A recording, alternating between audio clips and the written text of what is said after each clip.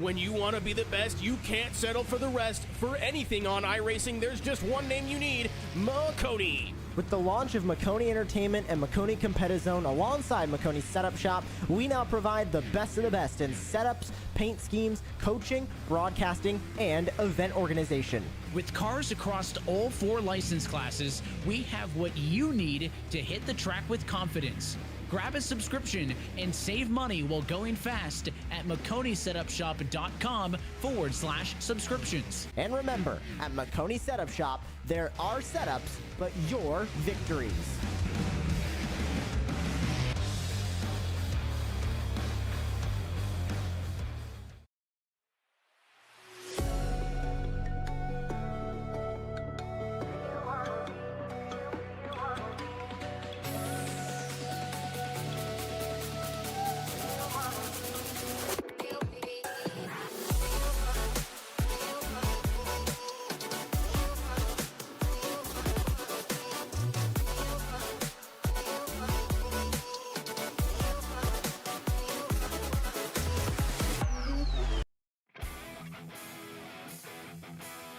Hello everybody and welcome to tonight's coverage of what should be some thrilling racing from Richmond Raceway as we get geared up and ready to go for the Family Traditions RV Rentals Fixed Truck Series, part of Racers Elite here on Maconi Entertainment.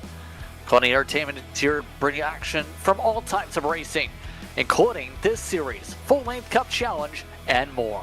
No matter what you're racing, we can bring the action to life. My name's Justin Prince. Alongside me in the booth tonight is Dylan Coyle. Our producer is Christian Hill as we get racing from the action track. Ron Mons was here last week, but I can put on my best Ron Mons impression if you want to. In all seriousness though, Dylan, we're getting set for the action track. Very fitting to see where the action flares out here at nighttime. Indeed, it is fitting. Excited to get this race going here. 140 laps around Richmond Raceway. This track, it's one of the few tracks that are just 3/4 of a mile. You race it obviously like a short track, but it also has a little bit of extra spice to it, right? It's a little bit faster. We talk about it being the action track. Some of the banking's a little bit more than you'd expect from a short track at this length. Some of the speeds, obviously, going into the corners, it's a little bit faster. And these trucks are going to be beating and banging against each other all night long, especially because we're only 2 races away from the start of the chase, JP. Yes, remember there is 4 races essentially to battle for the championship coming up. A part of this series and the way the rotation works to decide it. We have New Hampshire before we head to Iowa, Charlotte, Kansas, and then Five Flags, interestingly enough, is that championship season finale for 160 laps, one of our longest races of the season. Will close things out for this campaign.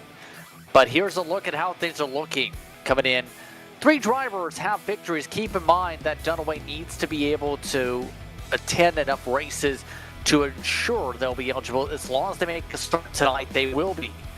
Now, outside of that, it's going to be who makes it on the cut line. 2 points the difference. Barry Nelson, with 1 extra start in hand, is just behind Curtis Ecker to try and battle for that spot. Steve Castle and Brandon Sanfilippo are still way behind on the margin. They will need some luck to get above the cut line. Indeed, and it's kind of weird, you know, we came into last race and there were, I would say, double the amount of drivers that were on the outside looking in, obviously now ineligible to make it into the chase, and we'll know a lot more about the chase stipulations and situations for all these drivers in just a few moments here once this race does get underway. Steve Sizemore, I believe, has just loaded into the server. Obviously, Brandon Sanfilippo in the server right now. Steve Castle, I don't see him yet right now in any of the lineup from practice time, so that could be something to look out for. Barry Nelson is here. Curtis Ecker, he is also here. So numerous drivers that are on that cut line, on the cusp of maybe missing it. they're going to have to try and get in the server immediately. Yes, they just advanced the server because here's the funny thing, it's update day, did you know? Which means a lot of changes on the platform, and that includes a new UI, and interesting enough, there was a warm-up that was added to the session initially for tonight with the new build. But our competitors already have put in the qualifying ties. 15 drivers are registered here for this evening's action. Let's take a look at your starting line for the Family Traditions RB Rentals Fixed Truck Series from Richmond. On the pole, Andrew Tuft setting the top time. Riley Frost will start next to him on the front row. Row number 2, Brandon Sanfilippo. He's been having a very quiet season. Alex Gates will start next to him. Row number 3, Truth Hoke. Curtis Ecker is in the top 6 tonight. Troy Thomas and Sean Dunaway get top 8 starting spots. All while Blair Hollyman tries to have a good run tonight in the 32. He'll start next to Philip Archibald for your top runners here, Dylan. Jesse Fox will be starting in P11, fourth start of the season for him, while Barry Nelson back in 12. He's 2 points underneath that cut line behind Curtis Ecker. Frank Chavez will be starting in P13, while Alan Bergen alongside on the outside of row 7. Only Steve Sizemore left in the field, the only one to not set a qualifying time. We're about to go for 2 pace laps here, and some already drivers that are not showing up that will either kick them out of chase contention or put them right against that barrier where they'll have to make next week's race to remain eligible. One of those drivers is actually Alex Teft, the brother of the pole sitter Andrew Teft. He came into this race 10 points up on the cut line in 10th position in the standings. Well, he's going to have to make next week's race to have a shot at making the chase. So lots of drama already unfolding as we take a look at some of the race analysis here. 4 sets of tires available, 65% fuel. They should be able to make it with just 1 stop. It's going to push them. I wouldn't be surprised to see some doing 2, but I think it's going to be a 1-stop race. We'll see how tonight fares out. Remember, 65% fuel limit going to make things very still tight, regardless how you slice it. But these competitors are getting ready for a different look sim than how we started off in this season. Minimal updates to the trucks outside of a new digital dash to see these drivers on. But we'll see how tonight fares out. Green flag is out. We're underway for the action track.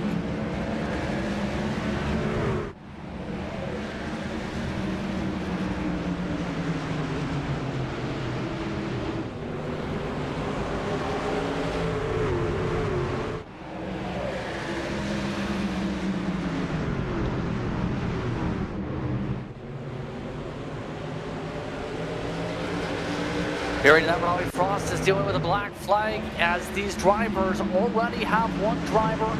Instead, issues not how Raleigh Frost wanted to start. They'll have to come down.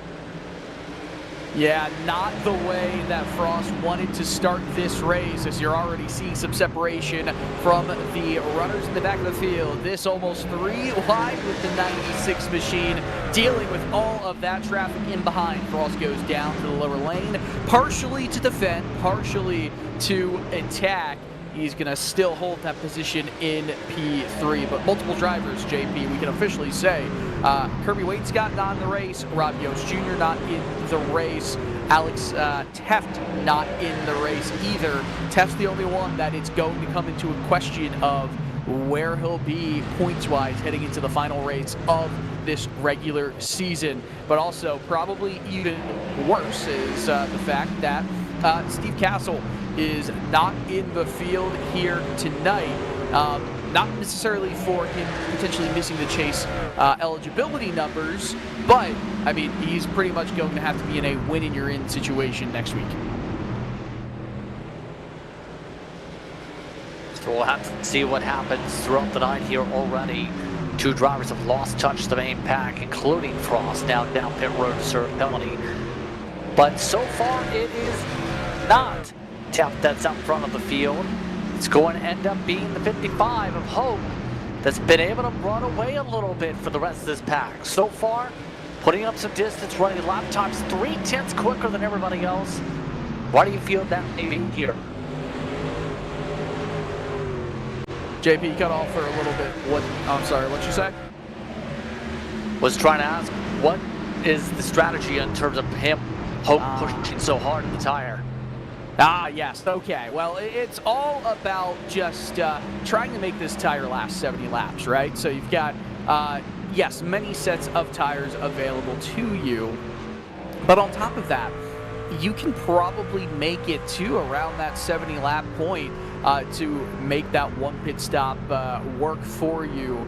So with that in mind, you have to strategize to go 70 laps under green flag conditions on these Goodyear tires. So if you push hard in the beginning, obviously you're going to fall off a cliff earlier than everybody else, and you might struggle even more as the tires wear at a faster rate earlier on. If you sacrifice some speed in the beginning, it's going to help as the run goes on to continue to have a little bit more tire life than everybody else once pit stops do begin. You could potentially see, as we see a move here, Gates taking a little peek to the inside of Andrew Teft. We've seen Teft do this before, just relaxing, sitting back. He'll fight back here on the outside, but it puts him in a situation where he'll be able to push at a different rate than everybody else once we get later in this step. It's going to be a curious thing to keep an eye on as this run goes on, as these drivers play the lane games. And mind you, there's so much when it comes to junior lane, so to speak, and how you approach these corners. Some people like to flatline across the yellow line, as we talked about here on Maconi Entertainment many times. Others like to go for the double diamond. I think I've asked two different people this preference. Some have preferred to just run the yellow line. Others have preferred the arc. What's your preference on how you approach these corners in terms of, do you try and use a double diamond? Do you try and arc it down? Do you prefer to just run the yellow line on it? I mean, running the yellow line usually will lead to a little bit more tire life falling off at the very beginning, right? So you usually see drivers leave a little bit of a gap, especially through 1 and 2. And in 3 and 4, you're going to have a little bit more of that rising up even more so once you hit that mid-apex. This track, it's very much about finding the right grooves and where the grip is as the run goes on. So it's not a question of, you know, what's your preferred line. It's a question of where's everybody else around me and where do I feel like I'm gaining the most speed where my tire life is. So track conditions, obviously, around 70 degrees, both in the air and on the track. So tire wear realistically should be at the lowest rate of fall off that we're going to see in any race here at Richmond with that weather, with those conditions. So it really does come down to a lot of driver preference, right? It is multi-groove, but not in the traditional progressive banking way. And we're seeing so far single file racing throughout most of this pack. As we continue on, Blair Holman's up 3. Sanfilippo's gone backwards this race though. -7 since the drop of the green flag for them at this point. But for the most part, everything seems to have settled in as Holman gains another spot with the move on the inside. So at this point, it seems like the 32's definitely gotten some pace there to be able to settle on in, pick off spot after spot, to be able to gain some spots, at least to build a buffer to make sure they stay in the postseason battle. Yeah, that's a really good run so far for Blair Holliman. Came into this race 8 points up on Barry Nelson. If we take a look at where Barry's running, it's 14th. It's not good enough. Might benefit from maybe some attrition later in this race or from drivers missing this event. I don't know how much it's going to come into play. Now, I say that, and Alex Teft is only 12 points in front of Barry Nelson. And of course, if you got a full race in, that's a healthy chunk of points that I don't think Teft is going to be able to claw back unless it is a ridiculously large group of drivers next week and Nelson finishes all the way down and Teft finishes all the way up. So you never know. Nelson's just got to see this out and see what he can do. But a great job from Blair Hollywood already in the top 5. Nicely done on their moves so far through the field. So we continue on with the action. We still look at the 32 as they just run their laps. Just maintain patience here as this race quickly goes on by. We'll say some of the drivers trying to make some moves, like Philip Archibald, starting to run a bit of the top line behind them as well. Still keep an eye on the 32 on screen, but some of the drivers behind them are still playing around with that second groove. And mind you, there's been talks of minimal changes with this iRacing build to the trucks outside the dash. Others, like the Xfinity Series car, have had massive swings, Dylan. Hearing that some of the drivers reporting that the cars don't even feel anything the same in some of the air classes for stock car racing in the sim. I mean, yeah, the Xfinity Series cars are very vastly different, especially nowadays compared to the other mainstream national NASCAR Series classes of cars in iRacing. Obviously, not only in the actual construction of the race cars, but how they build some of that aerodynamic grip is very different. The Truck Series machines are relatively underpowered compared to the others, but they build off of momentum. Hard to keep it. Once you do keep it, you got to maintain it if you're going to be fast week in and week out. Those Xfinity Series cars obviously are like the old Gen 6 NASCAR Cup Series cars. They're very classic and traditional in some manners of what we expect from stock cars. The next gen cars, they build all, or I shouldn't say all, but a lot of their downforces coming from the underbody, and that's why we talk about that difficulty to pass with that diffuser, as we see Andrew Teft trying to make a move and just drifting up just a tad on Alex Gates. This is a fight for second place. Here we go to the inside. Teft wraps the bottom, and the 98 able to move on up. Pardon me, he is able to go. Gates still trying to find the outside of work, but Teft has the faster truck right now. Last time by, he was 0.2 quicker. On the average, he's been about 1/10 quicker than the 77. But here's the thing. Hoke has just ran away from everybody else in all of this too.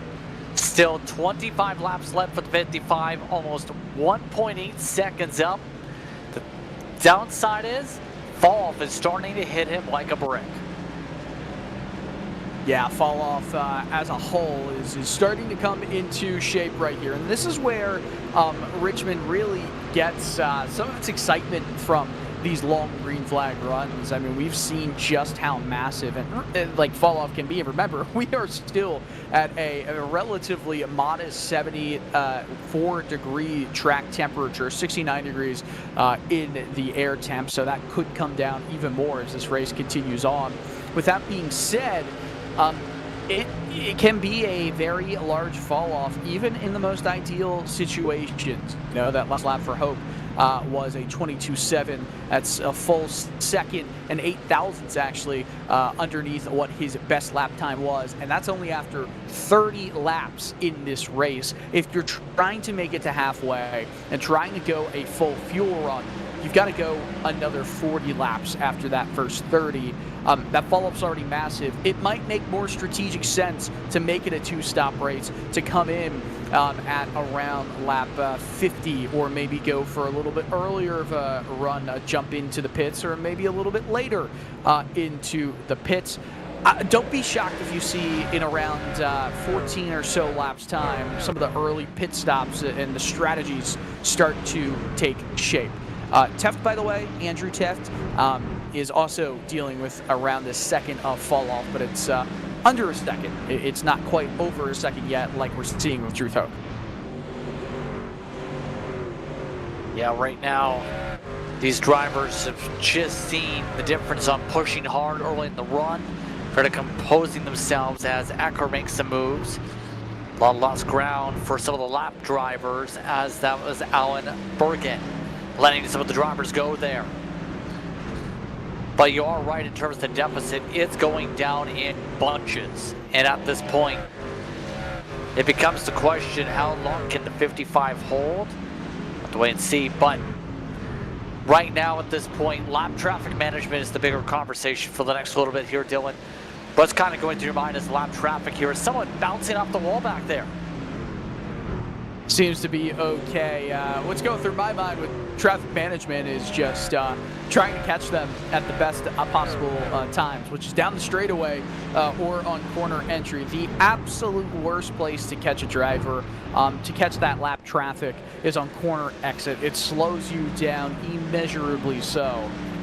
Well, that would be quite the exaggeration. It is measurable, if you will, but it doesn't feel like that when you're actually in the cockpit behind the wheel of one of these trucks. You want to dispatch of this competition as quickly as you can, and it can be quite challenging, especially when you are dealing with some in-race battles for position at the same time, while either A, you've got faster trucks trying to pass as well, B, you've got slower trucks in your way, or C, you're trying to either keep your lap and stay in the lead lap, or you're trying to,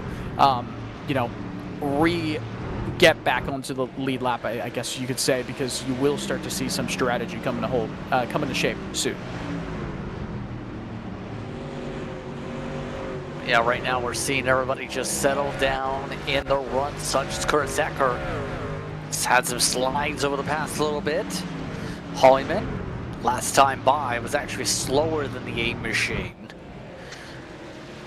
The machine try to wrap the bottom. Rob Yost did mention that they had stepped on the rig to allow Blair to run the rig. But the caution flag is out. Our first yo of the night, and it's one of the drivers who needed points, the 12, Sanfilippo, has gone around in front of the 99 down the back straightaway, and it puts us under caution. Yeah, this is going to kind of force everybody to come down to pit road and get not only a fresh set of Goodyear tires, but also get some Sunoco fuel into these trucks as well. Don't be shocked as well if you see everyone come down pit road on the lead lap, and some of the lap cars just decide to get that wave around. However, they'd really suffer if there wasn't under their caution within around 15 laps time. So we're going to look at this replay right now on the Maconi Entertainment System as pretty much everyone goes down pit road. What happens here, JP? Yeah, keep an eye on this right here. The 12 on the inside. 99 wasn't against the wall, but the 12 did come up a little bit. Could have gave it a little bit more space, gets himself turned around, adds a ton of left side damage.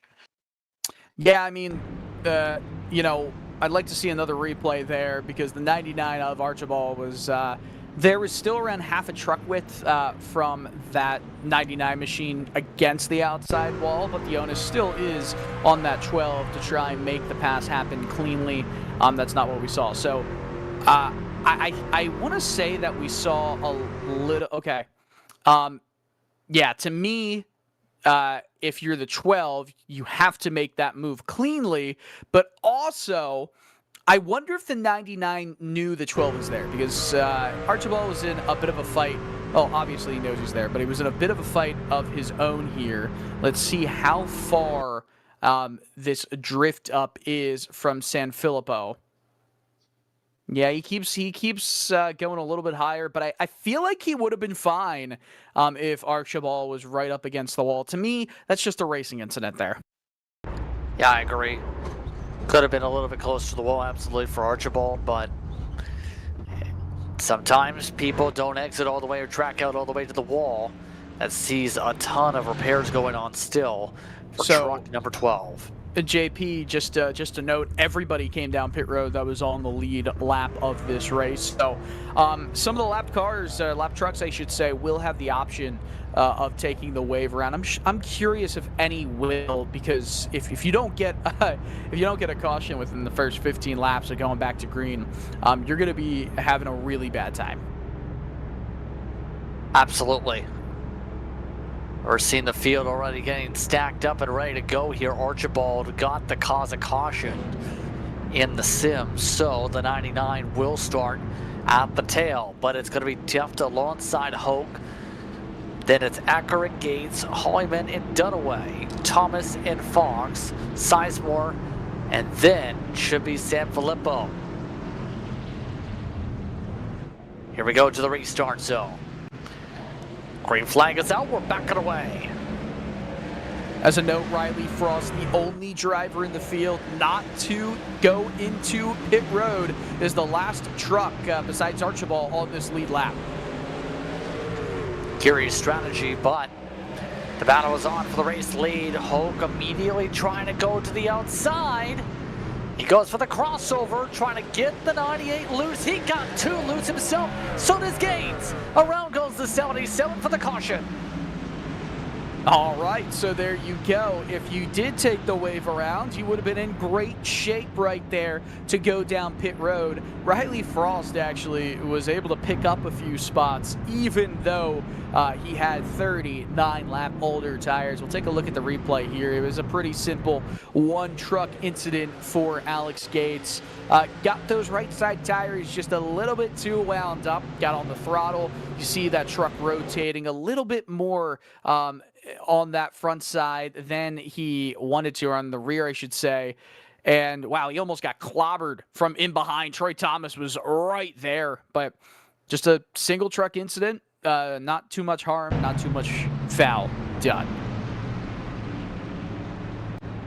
Puts us back under the caution flag. Should be a pretty quick caution period. Lucky Dog would be the 00.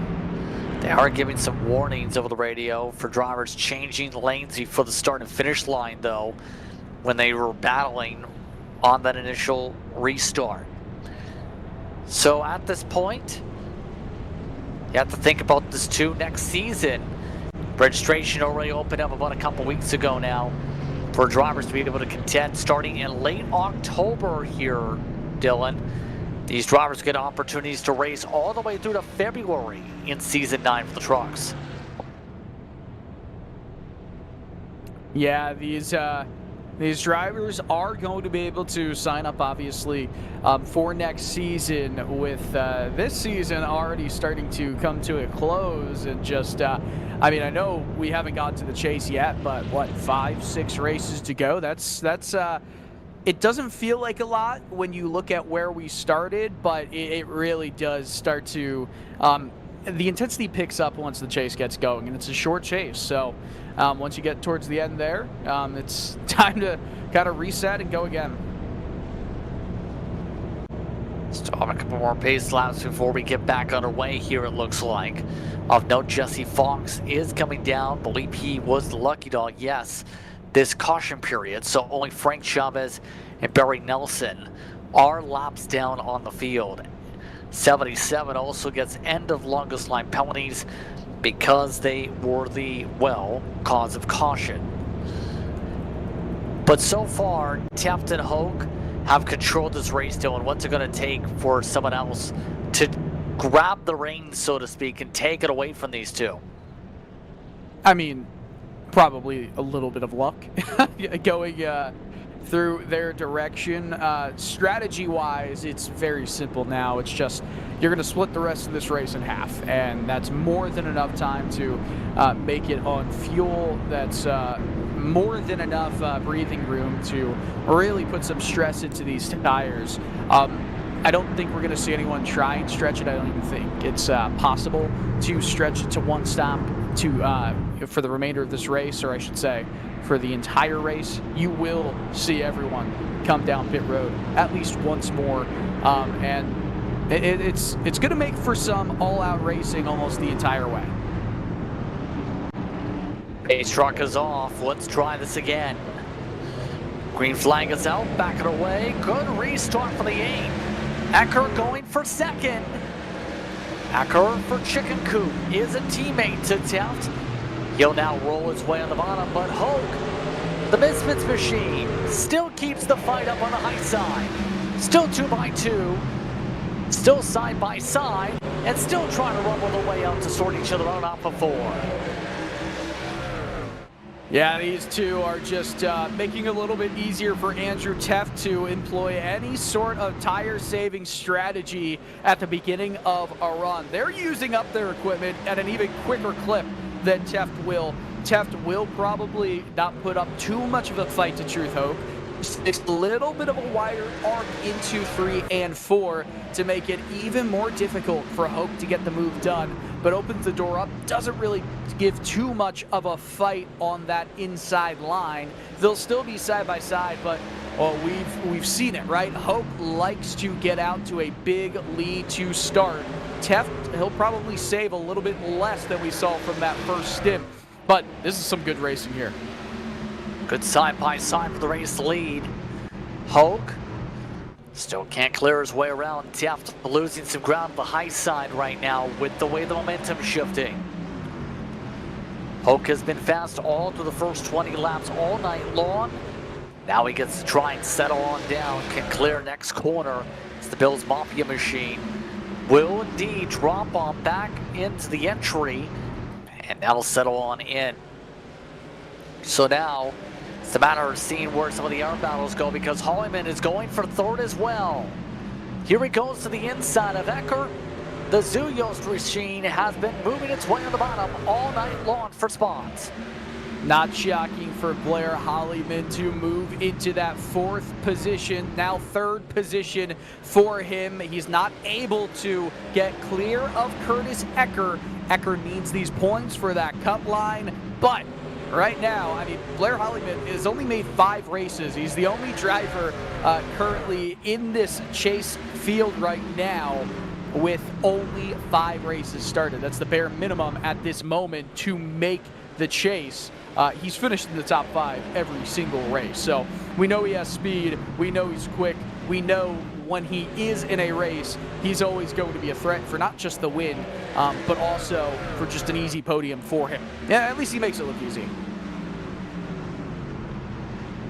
Yeah, right now looking pretty simple in terms of how he's been able to make these passes. Last time by, he was the quickest out of the top 30. In fact, quickest out of the top 7 on the racetrack. So 32's definitely got speed tonight to be able to keep rolling. So far this season, 5 top 5s in his starts, but he's only made 5 starts. He has to attend the rest of the season just to be able to make the postseason. That's the minimum. Now it's going to be a matter of seeing, can he find his way to get a win on top of that to be more comfortable next week. You can see he's pushing, though, all over the racetrack. The 32 slipping, sliding. The slide of the tires, Dylan, can ruin these tires. Yeah, smooth as fast, right? And at Richmond, it really shows its ugly head when you're sliding around early in the run. Later on, closer to pit stop time. Obviously, you can afford a little bit more slip and sliding with these abbreviated green flag runs that we're going to probably see from the drivers here. I would say the worst possible thing we could see, or a lot of these drivers might see, is, you know, in the next 10 laps a caution happen. Because then you get to the point where, well, you've got to pit, and then you'll have to either make that decision to go 70 or so laps to the end of this race on the tires you're at, or make the decision to come down with 35 laps to go or something in the middle of a quick, a very abbreviated run to get some fresh Goodyear rubber. I don't think that would be the preferred strategy, but I wouldn't be shocked if you saw it happen.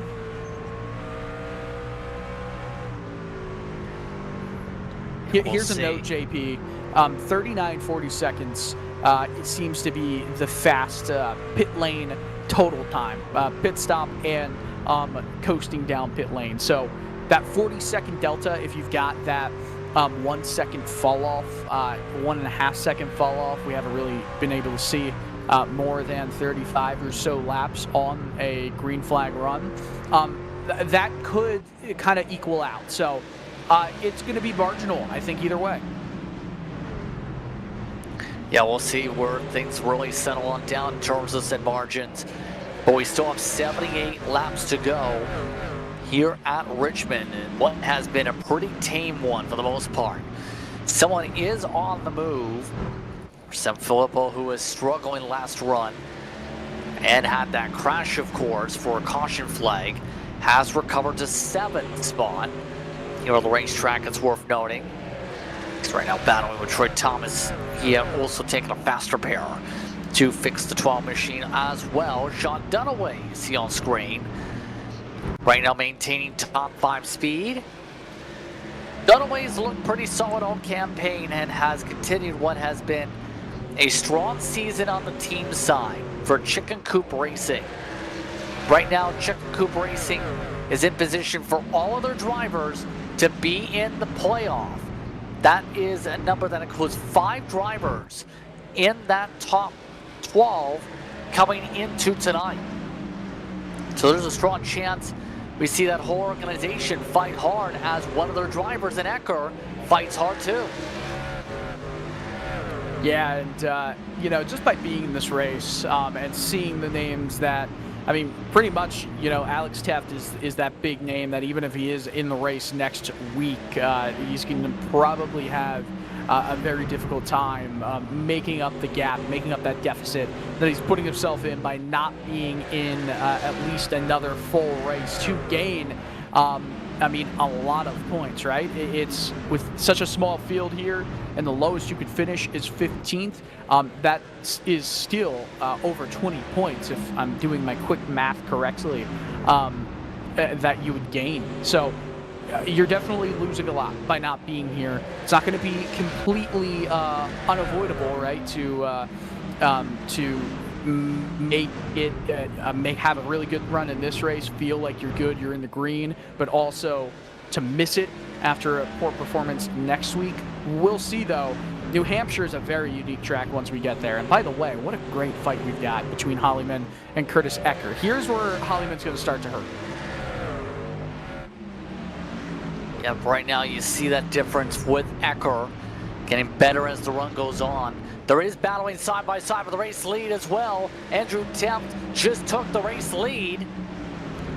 The 98 just made the pass as well up front, able to slip next to the 55, and that gap was not as big as before. Teft quickly gobbling past Hogue. Yeah, I think that's. I mean, that was due, right?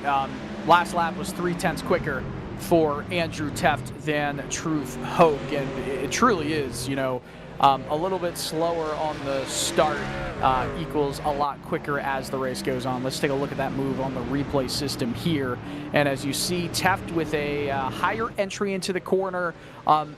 He doesn't really have to do that much, at least to get side by side. It's just not a quick line for Truth Hogue. Quite honestly, it was more of a defensive line, and it just wasn't enough to get the job done. Hogue just with a kiss up against the outside wall. I mean, I wonder how much Hogue is going to start to struggle now. We'll see how far it draws back. That fight is still going on behind him, where Ecker's now switched up to the top line also. See, Teft right now has already ran a 10th quicker lap, but his teammates are still fighting. Ecker on the high side, giving plenty of space to Hollyman.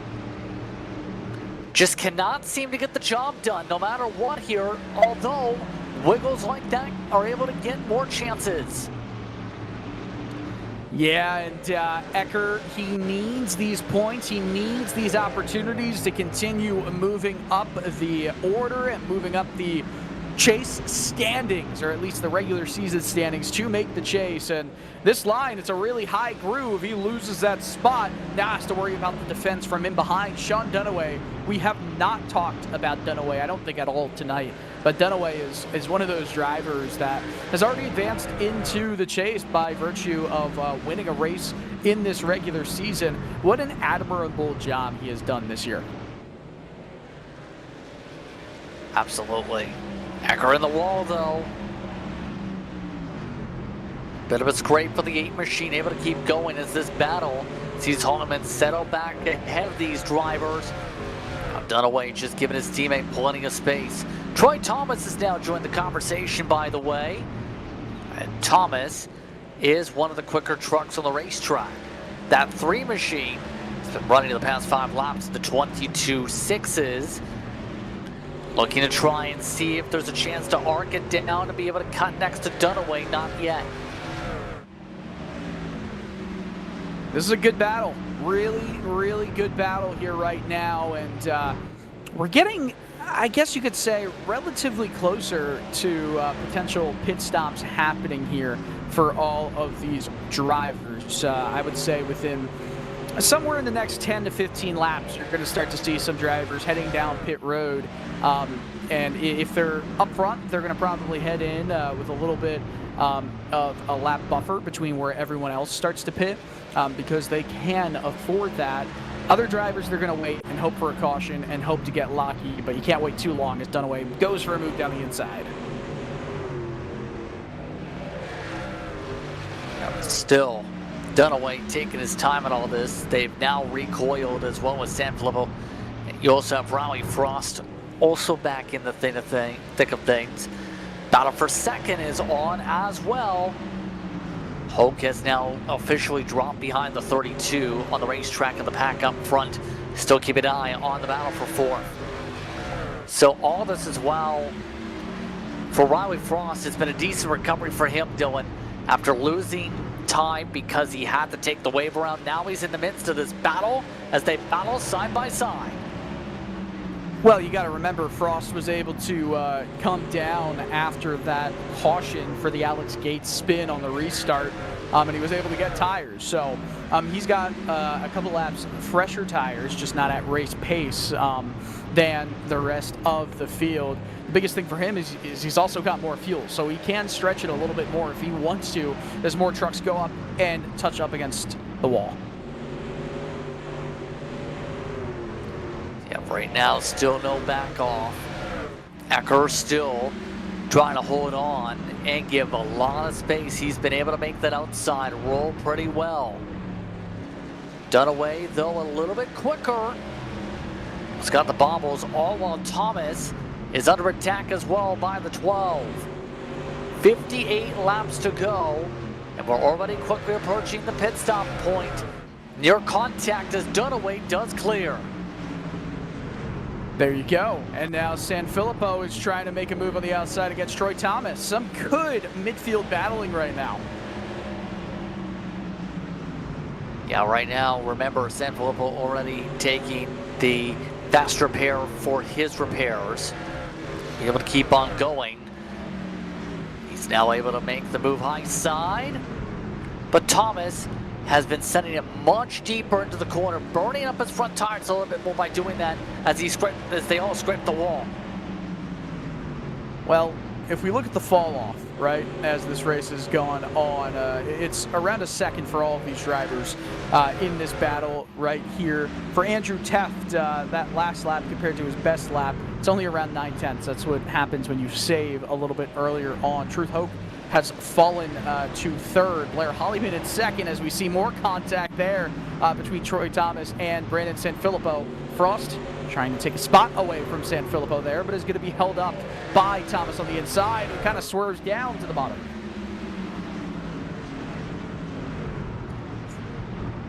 Just seeing the difficulty of being able to complete this pass. It's already separated them out by 5 truck lengths. There goes Thomas. Thomas almost spun into the inside wall. And now Frost now looking to be able to make some moves instead. And that will be easy. By the way, you know how far Hoke has fallen off? Now the gap is 4 seconds to the race leader. He's already gone alongside Dunaway. That 55 has fallen off like mad, to say the least. No long run speed for the 55. Yeah, and it's exactly what I was saying earlier. It's just you push so hard at the beginning, you're going to be screaming for dear life, or at least those tires are going to be screaming for dear life very quickly in the middle of that stretch. Truth Hope, I mean, he's the only driver that's in the 23-1s consistently lap in, lap out. That's at least a tenth, mostly 2/10 slower than the rest of the field right now. It's going to be an awful fallback for the 55. The only thing that he can hope for and will hope for is pit stops, which, to be quite honest with you, he should go down pit road very quickly, like within 5 laps time. We'll see what happens now with 51 laps to work with here. 50 laps into the fuel runs essentially for all the drivers in the field. Normally the fuel runs can go up to 110. Believe might have just heard a pitting call. Raleigh Frost went down low that time. And here he goes, pit window is open. Raleigh Frost nearly spun it into pit road. We're now in the window. All right, so here's where brighter minds are going to have to prevail, JP. He missed the commitment line. Is that a penalty here at Richmond and iRacing? That's a great question here. Checking to see. There wasn't a penalty in the sim. I am not sure. Usually you can enter off of 4, or rather off of 3. A lot of these drivers are entering off of 4 right now. Okay. That's my only question. That is the question mark. I feel like obviously that's a case of the real world. You get a penalty if you enter in before, or I should say after that commitment line, that commitment cone.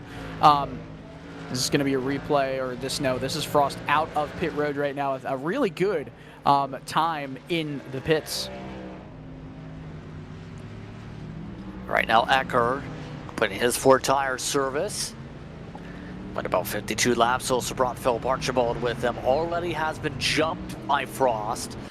That's how big the undercut is. Already 2, 3, near 4 seconds is the jump for the 96. Frost in a decent spot here. But remember, he's going to have much older tires compared to everybody else by the time the window finishes up here. So taking the chance to build the gap now to have a chance later on. I mean, yeah, that's the hope, but you still got to save tires. If you get yourself into a false sense of security and just keep on running really fast, like qualifying lap times, then you are going to end up hurting more than others will do as this race continues on. Pit window's open now for Taft. Able to coast his way through. So the 98, bringing Hoke and Fox in. Dunaway's already made it clear he's pitting. Alex Gates is pitting. A lot of people reaching the very edge of the fuel tanks here, as now they complete their service. We'll see it where Frost officially cycles, running 21.8 at the moment, his fastest laps the entire race. Taft off and away. Right now, Frost, despite the undercut, isn't really going to get much of an advantage here. It's only minor. Frost just made the pass for the net lead, but it's only 2 truck lengths. That's going to get eaten quickly. Yeah, it's going to be very even very quickly. Obviously, with the undercut, you should end up out front, in front, out on track, but it shouldn't last for very long, right? This battle should very quickly go to Andrew Teff's benefit here, even with relatively fresh tires on that 96 machine. We know Frost is fast, and we know Teff likes to save a little bit. Teff's the ideal driver for making the tires last over the course of a lengthy green flag run. I do wonder how hard Frost is going to drive to stay in front. To me, it's going to end up hurting him in the long run. Yeah, absolutely. We'll see how long Frost stays up here. Trying to get a net positive at least on the strategy. Sanfilippo and Thomas are rolling the dice and going long, though. We'll see how long they can go, especially since Frank Chavez just had to come in at 60 laps. And at this point, for the 12, this is a big Hail Mary because of the incident earlier on, needing points to be able to try and edge in front. A series champion before, Thomas has already indicated they're coming in this time by. So the 12 is right at the limit as these drivers now battle side by side for the net lead. Caution! Caution flag is out. Barry Nelson spun it on his own. Oh man, that's Say it with me. Major chase implications for Barry Nelson. Currently underneath that cut line, needs all the points that he can get, and he's not having himself a good race. He's 3 laps down. This is just the exact opposite of the race he needed, with a golden opportunity to gain some points. That's just a terrible mistake to make on your own. That's going to need a fast repair. Terrible timing for some of the drivers, to say the very least, especially on the tire difference. But Nelson took some hard contact to the inside wall, front and rear end of the truck. And this is huge for Sanfilippo, who needed some luck. Nearly got hit there with Sizemore.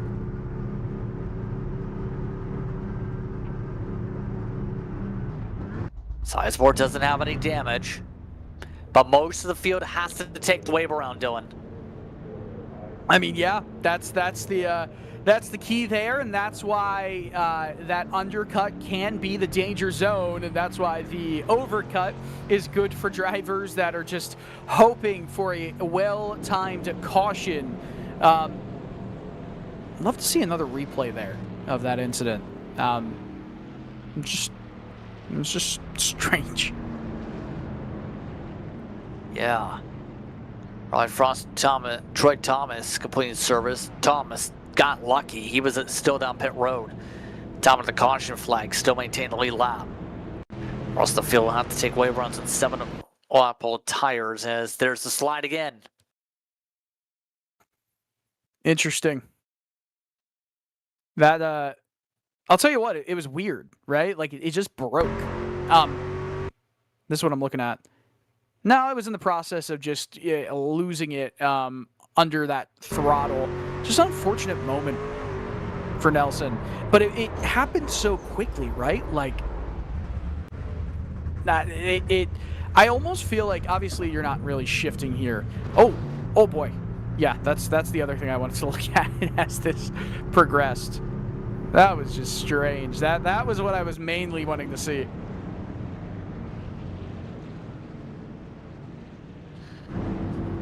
Yeah, well, 3 cars in the lead lap going to be increased again with the wave around, but Sanfilippo, Thomas, and Frost will be in the top 3 for the upcoming restart.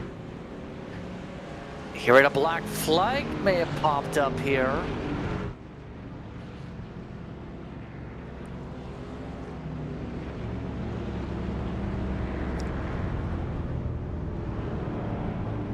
There might have been some speeding penalties that might have popped up here. Can't confirm. Troy Thomas is the one who got it. Green flag is out. What a weird and half the wave around drivers didn't even catch up. Oh my goodness, what a weird restart, and it, legitimately the golden opportunity for Sanfilippo. Oh, what is Thomas doing? He is in the middle of the racetrack trying to peel on down. Has to serve a penalty, and now is getting swarmed by the field. Everybody zipping on by. Troy Thomas still on the radio. Just a wild looking restart right there, and it was all procedural, you know, how that was supposed to go. But Andrew Teft in third. This race is still, I mean, it's not necessarily going to his favor and to his fortune. This is crazy, and Troy Thomas is still out there. Penalty just got cleared for Troy Thomas, but it will keep him going here. He thought he got a passing under yellow penalty. He had, I believe, said on the radio, but it appears also in pit road. But still, he's in the heart of this field. 55 of Hoke. Hollyman still battling on the outside. Hoke still pushing short run. My gosh, what a crazy restart right here. This race continues to move into its twilight stages. I'll tell you what, yes, you should say the time did. Hoke just went to the inside and mowed the grass. Grass all over the track. Grass all over his tires. That's a new one. He nearly spun from the grass on his tires. All I'm saying is Richmond always tends to have a little bit of an itch going on everywhere. I don't know if they updated the physics for the grass to where if you get grass on your tires, you don't have grip. But there's grass flying 10 feet in the air off the 55. So strange.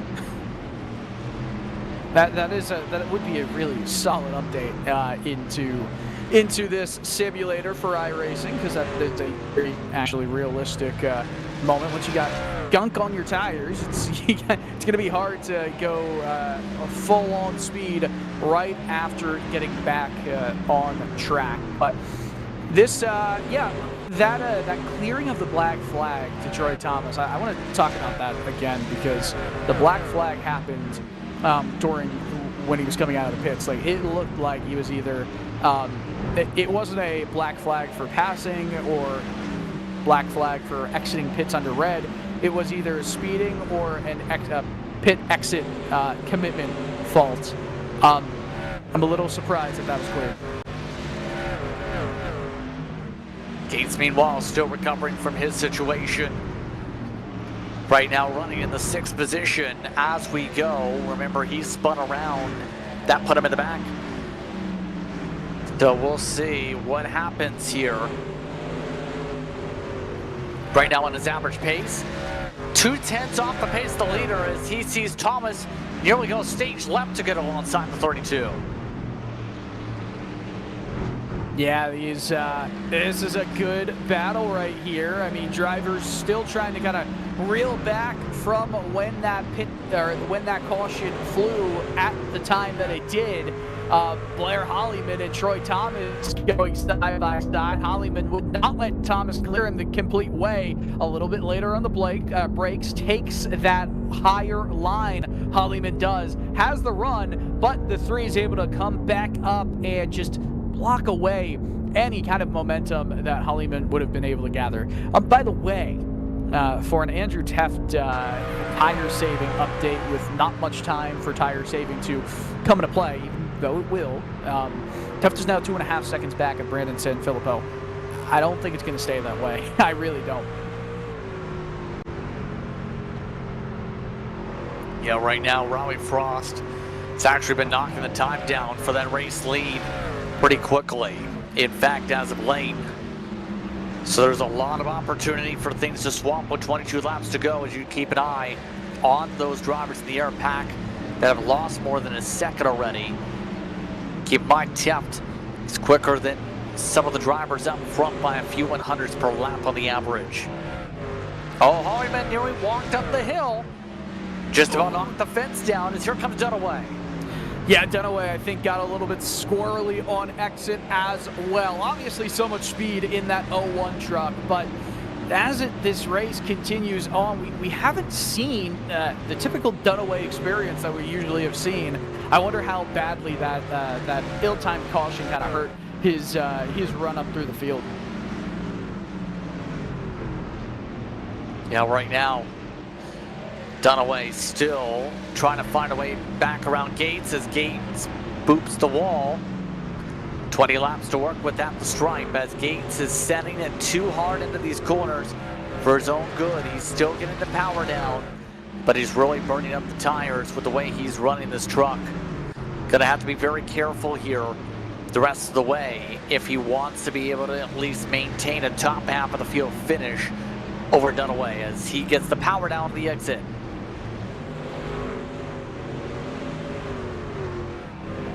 Yeah, this is that was good right there for Blair Hollyman, but Hollyman's last lap times have been quicker than obviously the rest of his near competitors. I just wonder, we've seen Hollyman drive so hard at the beginning that he starts to kind of peter out as their run goes on. Obviously, there's not that much time in this run for something to happen where those tires will start to suffer.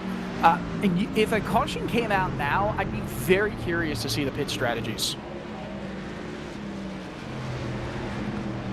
Yeah, very good. Going to be interesting. Abracadabra is all you can say in terms of the magic tricks that can come into play.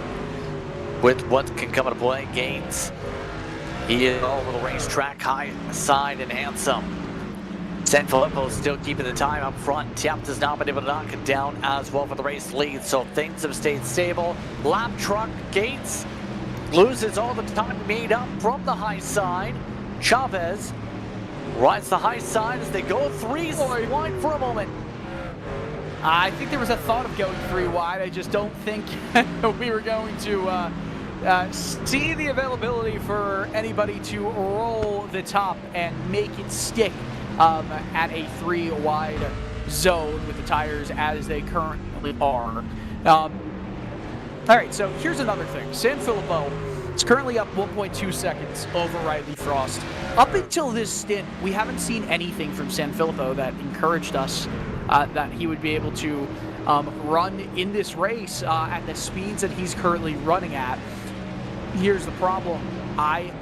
I think he's burning out too quickly, and I wonder if we're going to start to see a dissipation of that delta he's currently built up in the next few laps. It was 1.1 seconds with Riley Frost, 2.7 seconds with Andrew Teft.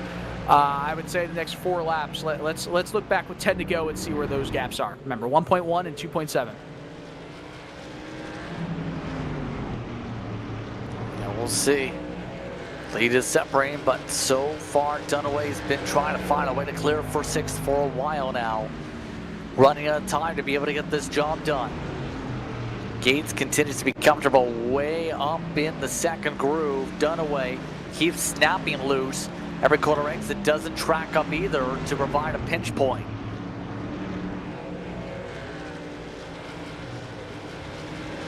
Oh boy, these two, when you have so much space between the driver on the inside and the driver on the outside, to me it indicates a lack of trust, right?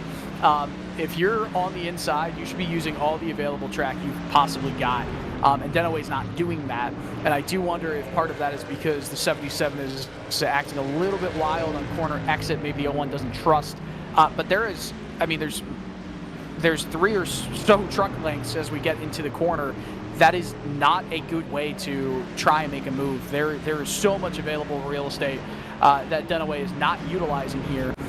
How do you go fast? It's by utilizing as much of the track as possible and to go as straight as possible. Dunaway just almost lost it right there. He's burning up too much rubber to try and make this move stick. Less than 10 laps to work with as well in this one.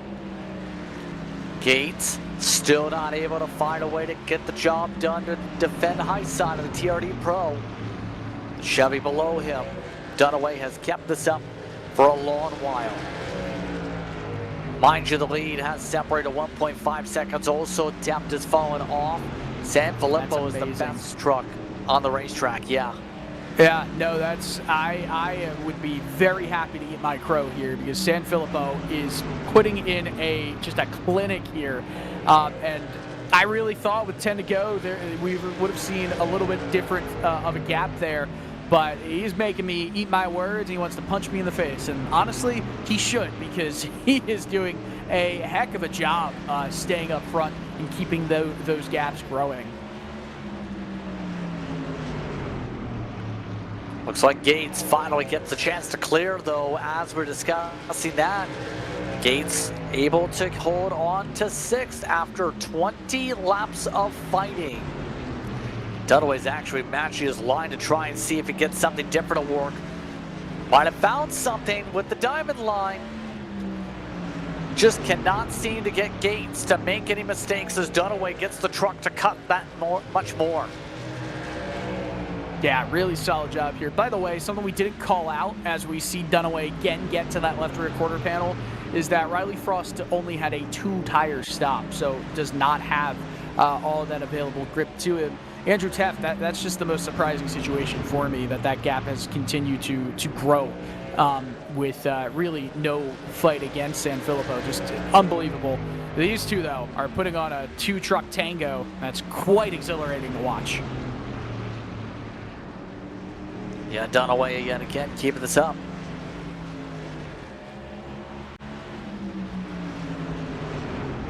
I'm surprised that this battle's lasted for so long with how much back and forth we go, but this is a racetrack where you can't get this for 10 laps at a time normally.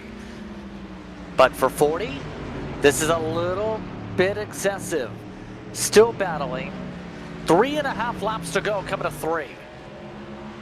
I still think there's a lot of track real estate that Dunaway is not taking advantage of here to get this move done. Should continue to drift up the track, right? Like you left a truck length of just straight line speed. You enter in so much lower, and you're not getting in front on corner entry. That's going to hurt by a lot down this backstretch and on entry to 3. These two are just going to fight until they're coming across the stripe side by side. And there's a big mistake, though, there from Gates. Yeah, a little bit of a bobble. Less than 2 laps to go here at Richmond. Still your closest battle of the racetrack. Gates up the hill again. Dunaway just has so much better rotation off, but cannot do anything with it with how good Gates is on entry. White flag is out. Final time around from Richmond. This is all while an upset in the making for the point standings. Brandon Sanfilippo came into tonight needing to get a victory. He'll come around the final corner now and win the race. He takes it at Richmond. All of this is while the battle is still on for 6. Gates on the outside gets the edge. That was a good showing, but I still think Dunaway should have had that spot. But who knows what my words mean, because Brandon Sanfilippo just pulled off a shocker with the drive of his life in the last 30 laps there. JP, I give you full permission to tell him he can punch me in the face. Okay, I will tell them that. And hold on one second. Gates just floored it into the back of Hope for some reason down on pit road. Burnout still for your race winner, but we have people crossing each other on the pits as well. Thankfully, no one is in the pits to have an incident where they almost get hit at Richmond. We've seen that happen before. So we'll take a step aside as Sanfilippo gets ready to celebrate and go to virtual victory lane. We'll take a chance to get a reprieve. You're watching Maconi Entertainment for the Racers Elites Truck League. Once again, happy to have you with us from Richmond.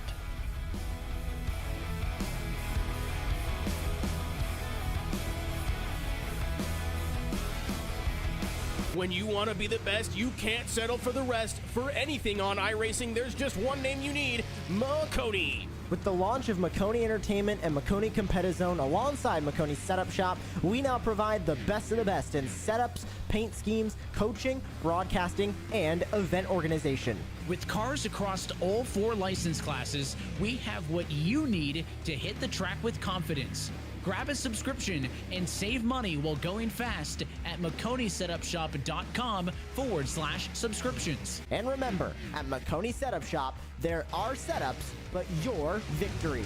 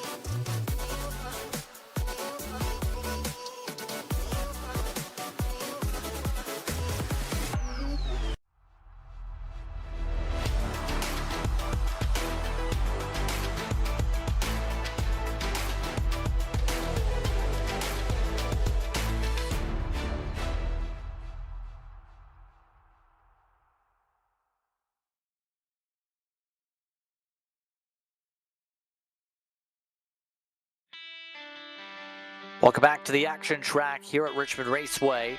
More coverage of tonight's action and what was a busy night, to say the very least, for the Family Traditions RV Rentals Fixed Truck Series. Sanfilippo gets the win tonight, was below the cut line coming in. Riley Frost and Andrew Teft round out the top 3.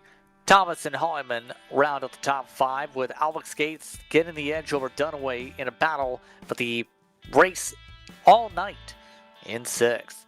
Archibald, Sizemore, Hoke all get top 10s here, Dylan. Yes, and Curtis Ecker will finish last truck on the lead lap. Fox, only car a lap down. Frank Chavez, Barry Nelson, and Alan Bergen, your 15 truck field. Top to bottom at the right over here on Maconi Entertainment. As we get set to speak with our drivers, let's see if we can dial up Brandon Sanfilippo coming away with the win here tonight. Brandon, are you there? I got a copy. How does it feel to get the win, especially when you needed it, when you were 19 points below the cut line entering tonight?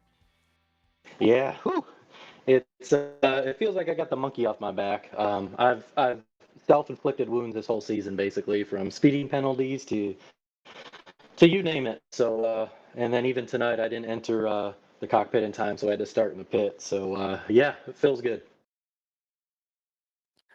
By the way, Dylan Coyle said you can punch him in the face, just so you know. I'm not sure if that entices you or not, but I will say... JP doesn't give you any context to that. What I'm trying to say is you shocked me. Unbelievable job in those last 30 laps. We kept seeing Andrew Teft with this strategy all season of sitting back, laying back, and then firing off late. Dude, you held him off, and you kept growing that gap. Kudos to you. Hats off.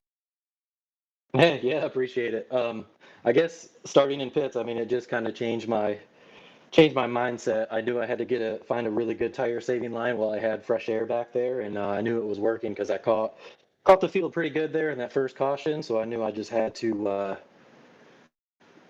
try to repeat that. But it really wasn't about tire wear. The short tracks, it's more about heating up the tires. So if you can get out in front, it's a lot easier to keep your tires cool. You don't have to push it hard to make some tough passes. Once you do that, it's tough. But yeah, the last 30 laps, it's really about you don't want to get a huge lead. It's not going to help you. It's only going to hurt you. So as long as he was 8-7 tenths behind me, I was in tire saving mode. Otherwise, I'd push it a little bit more. So with that being said, what's now the feeling like coming into the final race before the chase itself? Now with yourself getting this win. Definitely a confidence booster. Definitely needed that with the way the season's gone for me. So definitely some tracks that I like, and historically in the trucks, I've had some good luck in the playoffs. So I'm hoping that continues. Any shout you'd like to give here tonight? Yeah, definitely. My fiance Lindsay, my brother Mike, and my sister-in-law Bernadette. Usually they watch, and had a big watch party tonight. Hope I put on a good show for them, my parents and the Carosa families, and Frostine, John, all my aunts and uncles, cousins, anybody who tunes in. I appreciate all you guys in the support, and shout out to Andrew for the league. DEI, our racing team, love racing with them guys, and you guys for putting on an awesome broadcast, and Maconi setup for the awesome setup. Congratulations on the win here tonight. Appreciate it. Brandon Sanfilippo coming away with the win tonight. Raleigh Frost started up front, had to drop back. We've seen a lot of craziness tonight, but he's able to finish in second. He's with Dylan. Yeah, Riley, that was a roller coaster. You really had a heck of a race, and were really able to salvage what could have been a really damper of a night for you. Just talk about that call to take two tires at the end there on that final stop, and just how that last run went for you. Well, that last run there, the restart got a little crazy. It kind of gapped out, and I used my stuff up trying to run Brandon down. But other than that, the two tires, kind of split decision. Tried to beat the pace car out, and that worked all in my favor. Well, as long as you don't hit the pace car, you just beat the pace car out there. More that race for you, I feel like there's been numerous times where you've had quite the adventure this season when you are in the field. Obviously, the expectation is always to show up, dominate, win the race, or put in a good effort. Where would you rank this amongst your starts this season in terms of expectations to the finishing position? Well, I usually have a lot of big mistakes that send me to the back, so It's up there, but I've done crazier things. All right, Riley. Well, here's your moment. Give a shout out to your sponsors, anyone you'd like to thank tonight.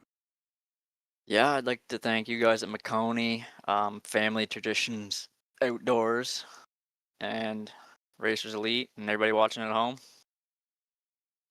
All right. Once again, congratulations on the second place finish, Riley. Right on, thank you. JP Riley always puts on a good performance when he's in the race. Absolutely. Andrew Teft, you can also argue in that same realm. Andrew, it looked like your type of race to win early on this one was the speed you showcased. What was going through your mind, though, in the second half of the race when the caution came out and it kind of scrambled everybody's strategy? I kind of missed the first half of your question, but yeah, it came down to when that caution fell. Really, I know I short pitted a little bit. Another lap, maybe I would have got by Brandon there to get back on the lead lap and have been able to pit, but it's just a gamble. One of those racing deals. If it comes out a lap later, I'm in better shape. A lap before, today it just worked out really good for Sanfilippo and locked himself in the chase. So congrats to him. How would you describe the feel of this tire here at Richmond tonight, where it seemed like you had one of the better long run trucks in terms of conserving the Goodyear Eagles? Yeah, for sure. Usually better on the long run about everywhere, but I was just a little bit snug. I was running kind of easy at the start, so I wasn't really getting too loose off or anything like that. Just trying to not spin the tires off the corners or roast off the right front, turning in too far, but or diving in too far. And it was paying off around, I don't know, lap 40 or 50, but at the end there, I think I might have been on like 6 or 10 lap older tires or something. So that was just all I had for that kind of rubber. So that being said, how do you feel about that run up to the postseason coming up here, especially with the schedule still having one more chase race left to go? Your thoughts on New Hampshire? It's my home track, so I usually have a lot of fun there. We've probably gone up to watch races there maybe 20 times or something. So I don't know, it's kind of got a special place in my heart. But locked in at this point, so it's really just about those bonus points. Definitely gonna go for the win, and that's what I tried to do tonight. Sometimes just once you're locked in, you can kind of go off strategy and take some risks. So might take some risks next week to try to get another win and have another 3-point buffer going into the chase. Any shout you'd like to give here tonight? Yeah, I want to thank you guys for helping out in the booth over at Maconi Entertainment. I want to thank Family Traditions RV Rentals. They're our series sponsor. I want to thank our servicemen and women, friends, family, team, everybody that tunes in to watch, shows up to race. And if you're interested in checking us out, just head on over to racerselite.com. You can find all of our info there. Congratulations on the run here tonight. Thanks, guys. Andrew Teft, round to our top 3 interviews. I'd like to thank the top 3 for speaking with us during post-race coverage here at Maconi Entertainment. As mentioned, the next time out, these drivers will get the chance to go to New Hampshire. That should be an interesting time to say the very least, as that'll close out the chase. But until that mark, I'll get your thoughts tonight here, Dylan, as we get ready to see how things go with the Magic Mile next time. Yeah, I'm very interested to see what the chase cutoff line will be and who's going to be below or just above the cutoff line. I think we're going to have to see Alex Teft make a pretty solid run for himself next week. Barry Nelson as well. He's going to need to put in one of his better showings of the season and potentially a very high-stress environment. But nonetheless, it is setting up to be a really good way to end this regular season. See what happens next time out. Again, a 7:45 p.m. start. That's on September 16th here on Maconi Entertainment. But on that note, it's time to say goodbye. We'd like to thank you for tuning in for tonight's coverage of Racers Elite.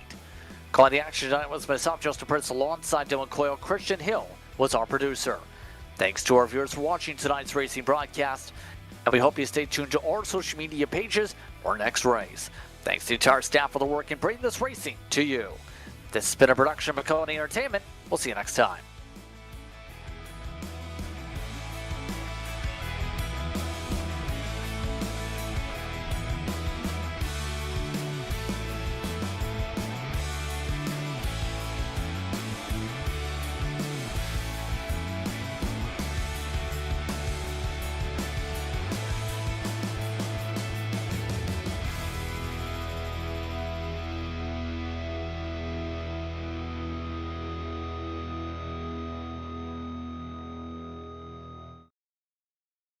When you want to be the best, you can't settle for the rest. For anything on iRacing, there's just one name you need, Maconi. With the launch of Maconi Entertainment and Maconi Competizone alongside Maconi Setup Shop, we now provide the best of the best in setups, paint schemes, coaching, broadcasting, and event organization. With cars across all 4 license classes, we have what you need to hit the track with confidence.